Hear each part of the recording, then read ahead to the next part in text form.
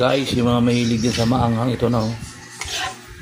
Yung mahilig din sa mga sausawa ng siumay, ito na.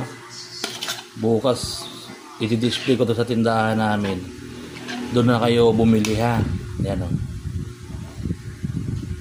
Yung mahilig dyan sa mga maanghang, ito na. Ito nang inaantay nyo. Ito na. Sigurado to.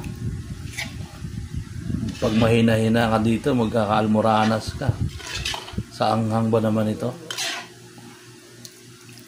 Tingnan mo naman yan, no? Sarap. Sarap, boy. Sarap.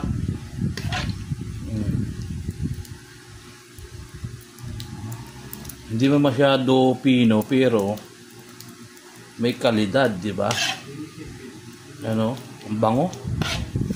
Naumay ako sa amoy niya. Ang bango.